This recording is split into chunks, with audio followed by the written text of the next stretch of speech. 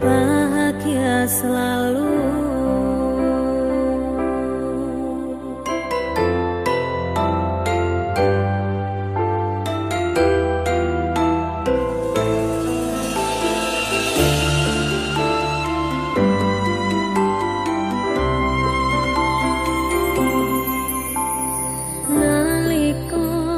Pisanan ketemu sliramu, tratapan ning jero dodoku,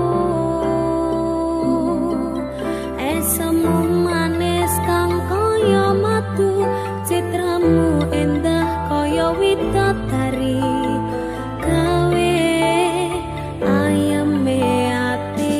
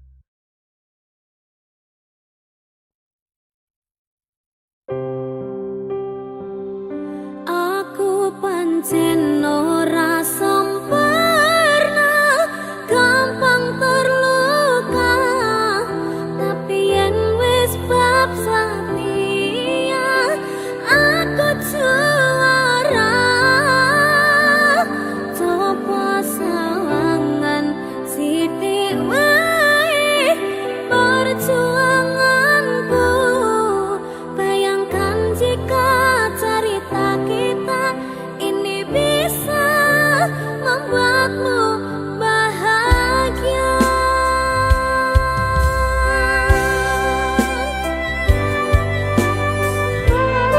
Roman.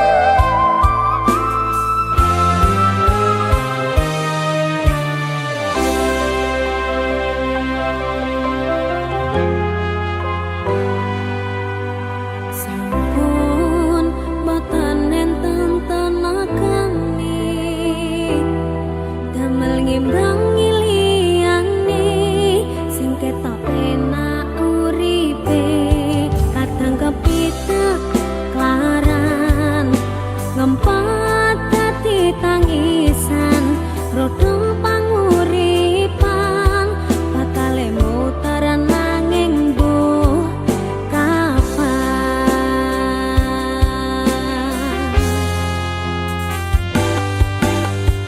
oh to sing pengen kaya ngene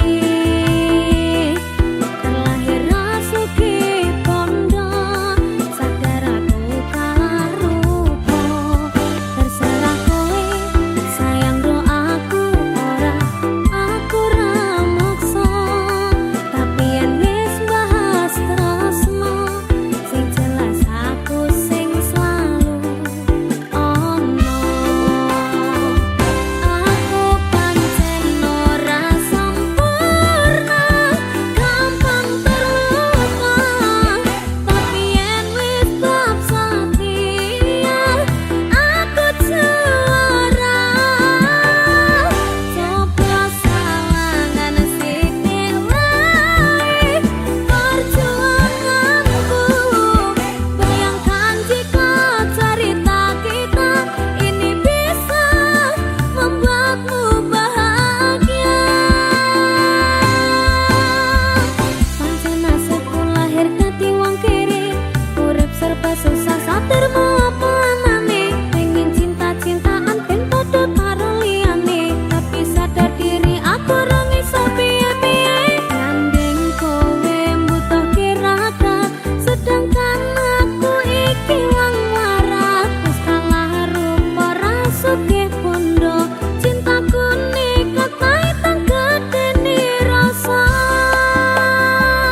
aku pancen ora sempurna gampang terluka tapi yen wis bab setia aku juara coba sawangan sithik wae perjuanganku bayangkan jika cerita kita ini bisa membuatmu bahagia. Mas Arga, Iya, Nduk. ropang. Ropangnya artinya apa? Ropangi pange iki enek artine. Apa? Pangapunten nek liyane niken mboten mawon. Alah, alah.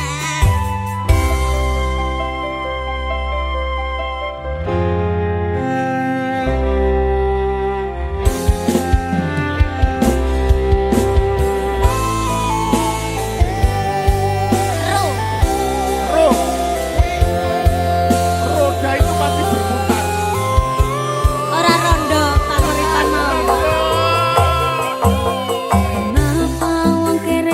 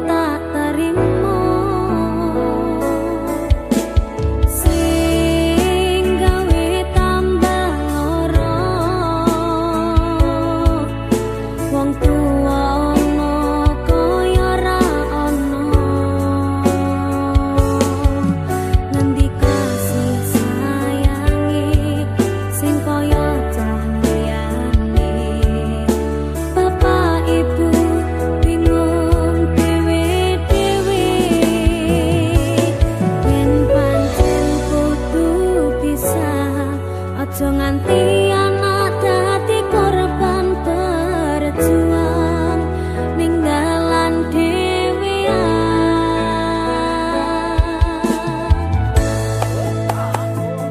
ora ana sing njaluk dilahirke nang keluarga sing kaya ngene tak tampa panane kabeh kahanane yen pancen ngene iki takdire kudu iso kuat dalungane mergo ra disangka wong tuwane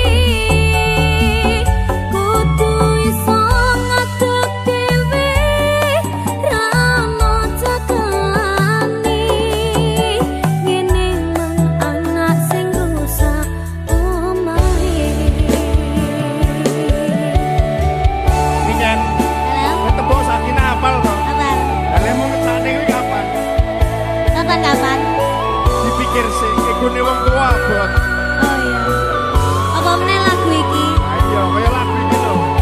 Kayak kisahku. Alah, meneh kabeh kisahmu kabeh.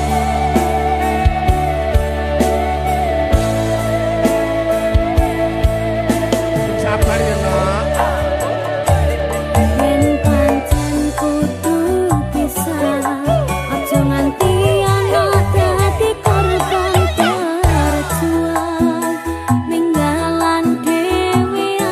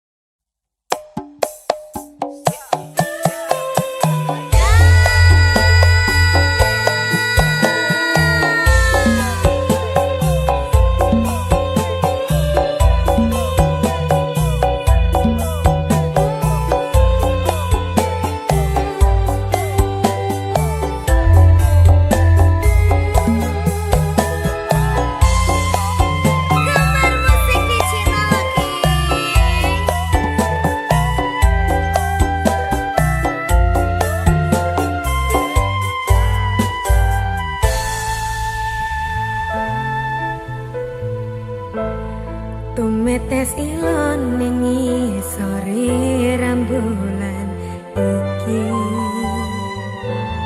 ngilingi kowe sing tak tresnani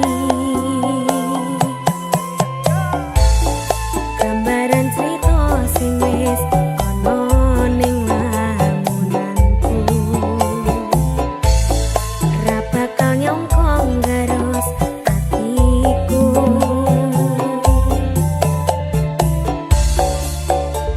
wis tak cukupno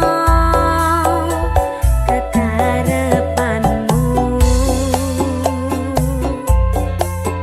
nanging ra ono aji ning ngarepmu kudu aku sing ngalah pengenmu aku salah ngempet nangis nganti bubrah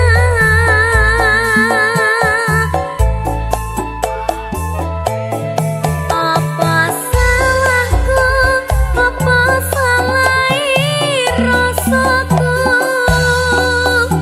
mutusi katresnan nganti kelaran-laran Gusti pengen kuning urip sing masa pisan iki kutune aku karo kowe dadi siji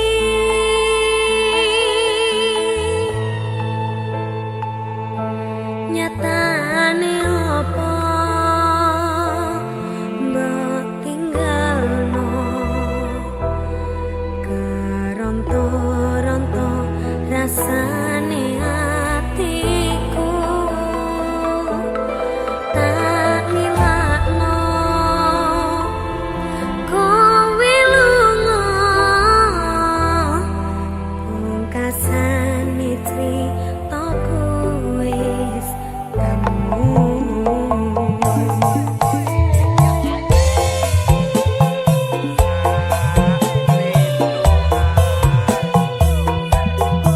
sedih aku Mas Arja nyapa kok kudu aku sing ngalah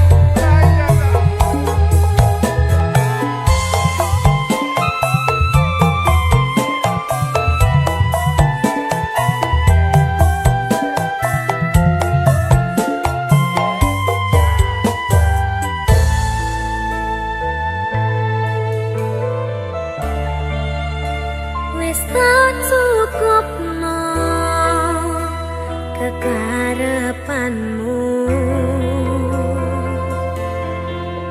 nanging ra ono aji ning ngarepmu kudu aku sing ngalah pengenmu aku salah ngempet nangis nganti bubrah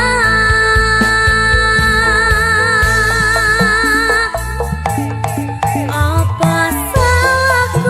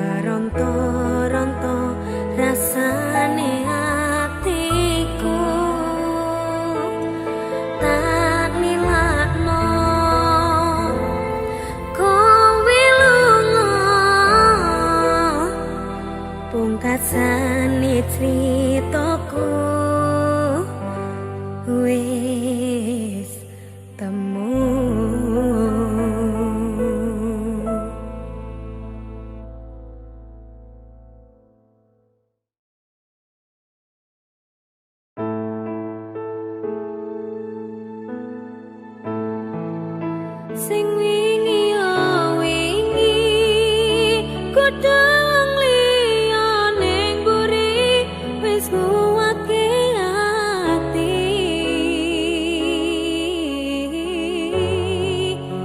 ngapurane sayang ora tak baleni warani atimu sing suci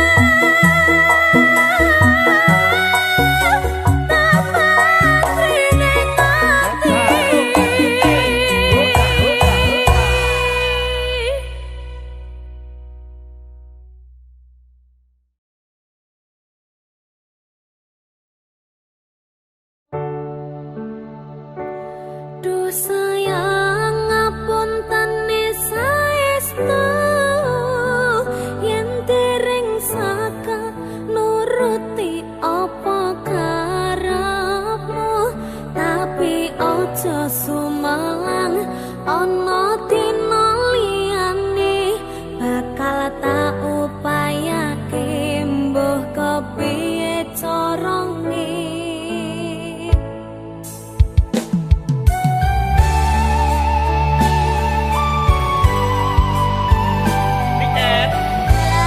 Cantik banget.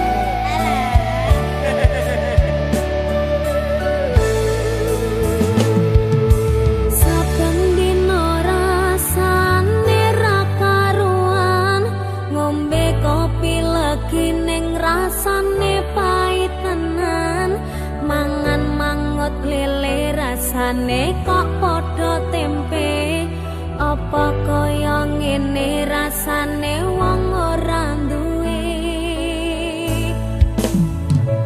cintaku mbok ya sampun lenesu nesu kabeh iso rasah kudu nganggo macu emanan paras bagus mundak beda karo atimu rungokno tembangan manisku.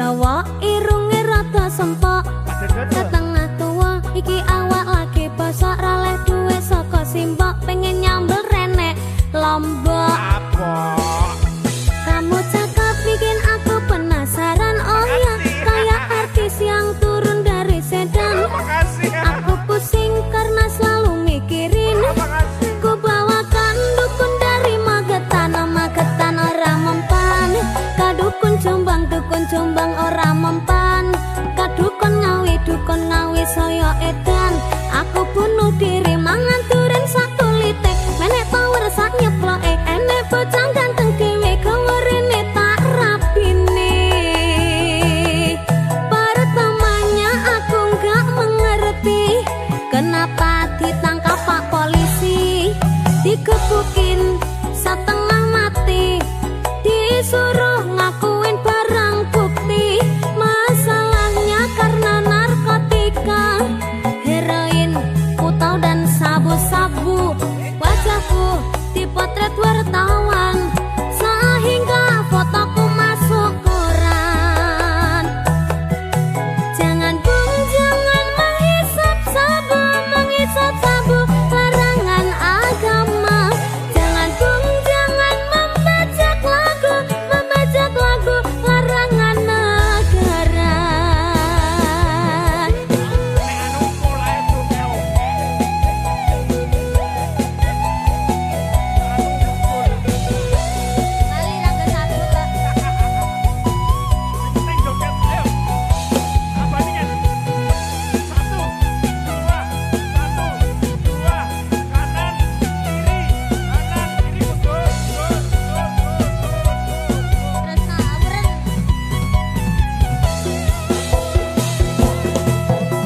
aku pancen wong randuwe jare simbok aku sing ayu dhewe ijazahku SMP pengalaman ora duwe paling penak rapi wae aku rapi aku kenal Jawa irunge rada sempok setengah tua iki awak lagi bosok raleh duwe saka simbok pengen nyambel renek lombok kamu cakep bikin aku penasaran oh ya kayak artis yang turun dari sedan aku pusing karena selalu mikirin ku bawakan dukun dari Magetan ora mempan kadukun Jombang ora mempan kadukun ngawi saya edan aku bunuh diri mangan duren satu litek menek power sak nyeploke enek bocah ganteng dhewe gawerene tak rapine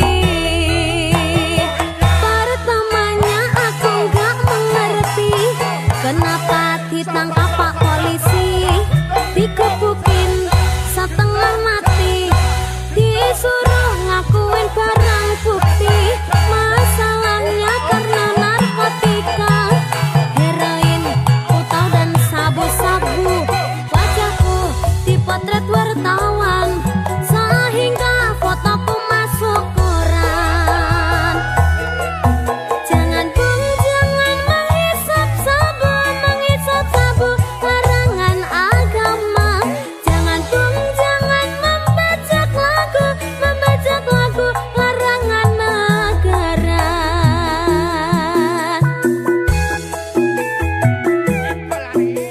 gila gigi nyanyi soro ya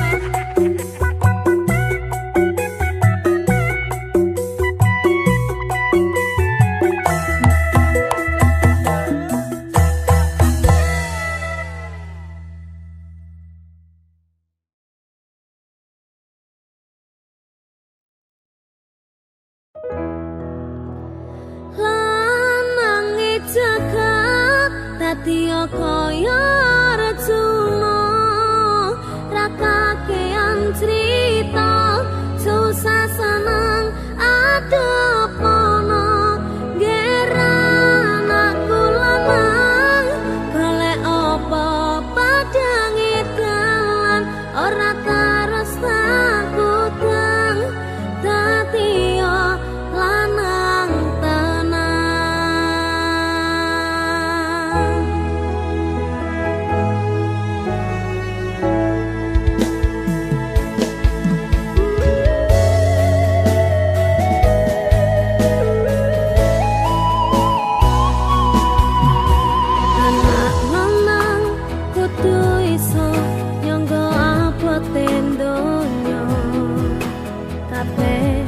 orang ngandalke wong tuwa.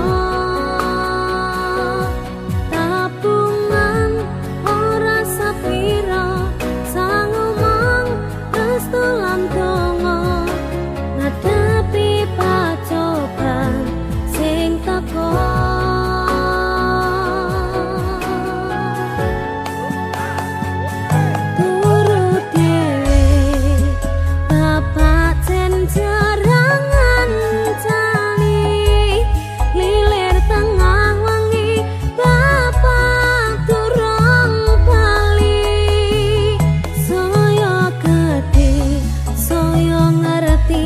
Apotek